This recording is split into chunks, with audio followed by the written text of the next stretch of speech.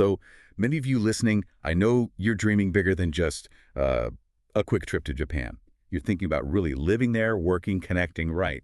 But it's often this key piece, something foundational that people miss. And it's more than just getting the grammar right. Okay, let's unpack this. Today we're doing a deep dive into something called Horenso. That's Mayane. It's really central to how things work in Japanese society.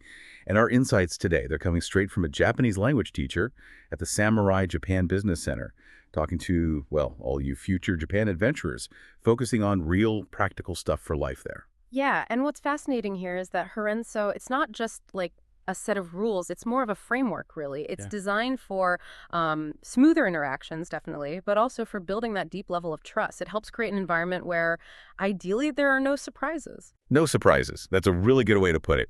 Crucial. So, our mission for you today, listening in, is this. By the end, you'll get what Horenso actually is, why it's so important, and crucially, how you can start, using these ideas yourself. Yeah. You can earn respect and just navigate things with more confidence. Okay, so you mentioned it's a framework, not just one thing. Can you maybe walk us through the different parts? What does each piece actually involve? Absolutely. Yeah, Horenso isn't one word. It's like an acronym. 3 pillars, each with its own job. Getting these down is really the first step. So first up, we have Houkoku.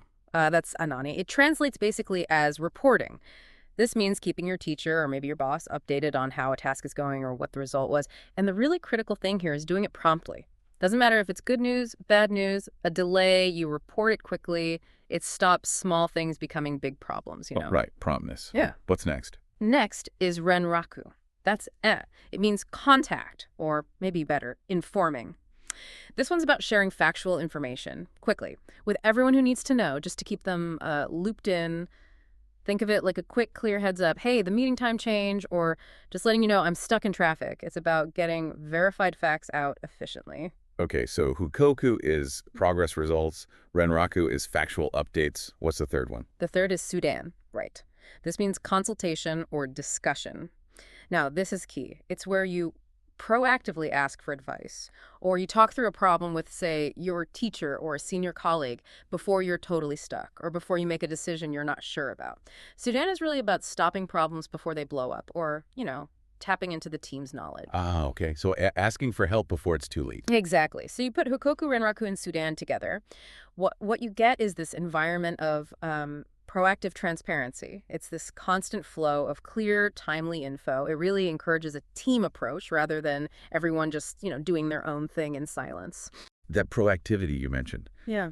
Why is that so particularly vital in Japan, especially thinking about bridging maybe cultural gaps in how we communicate? That's a really great question. And our source, the teacher, actually gives a good example comparing it, say, to the Filipino communication style, which often really values warmth, harmony, that idea of pakikisama. So in that context, you might hesitate.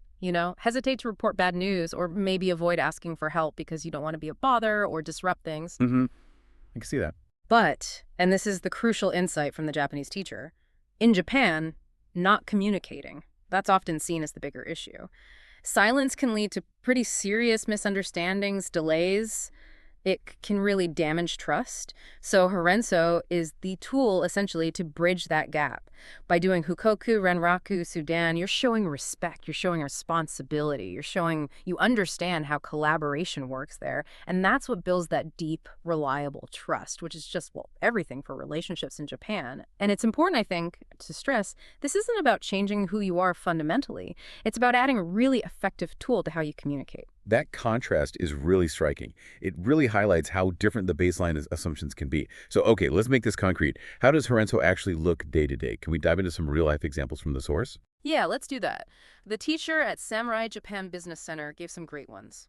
Okay, first, imagine you're at your Japanese language school. For Houkoku report, let's say you wake up feeling sick. You can't go to class. You don't just, not show up. You need to report it immediately to the school office. Using a phrase like, taichubu ga warui no yasumimasu. Basically, I'm unwell, so I'll be absent. Okay, makes sense. Clear and direct. Then, Renraku, inform. Say your teacher announces, okay, everyone, test next week.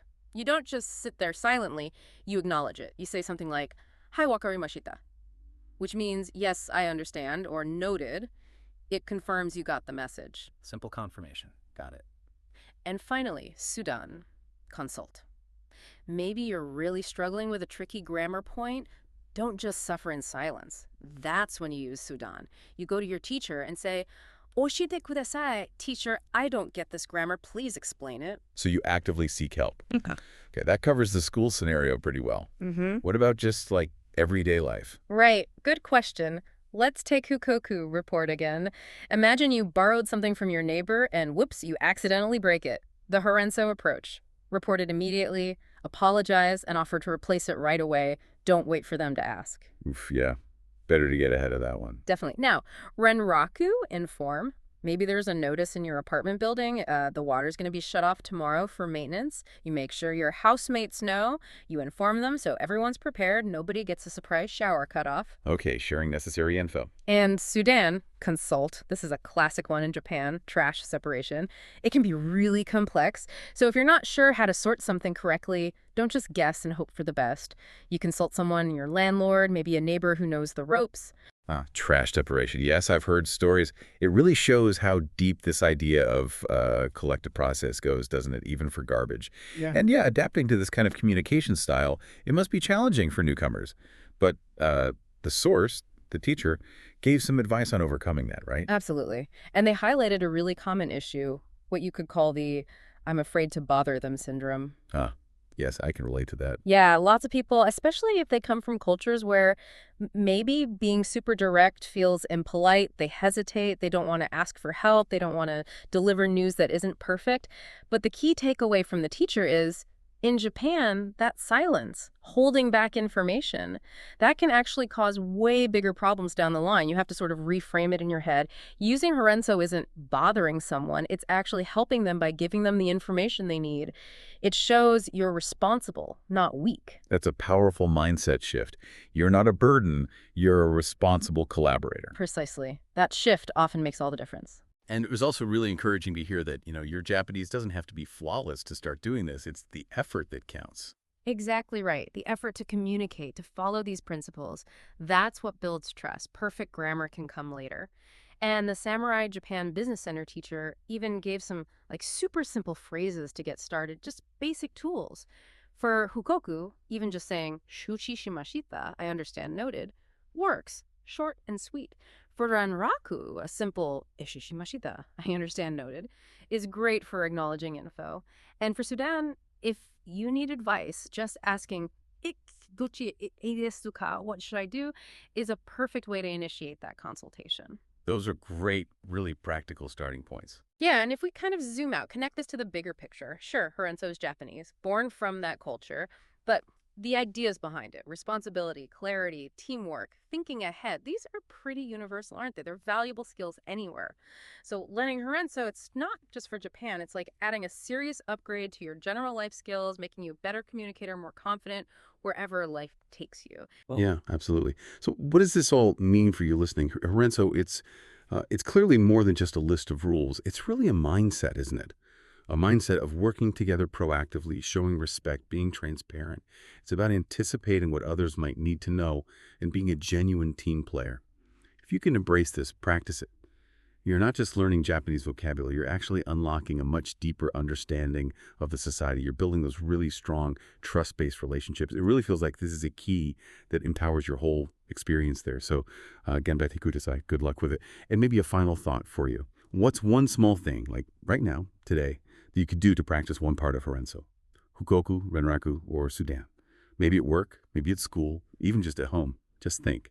How could sharing a piece of information proactively maybe prevent a small headache or misunderstanding later on? Something to chew on.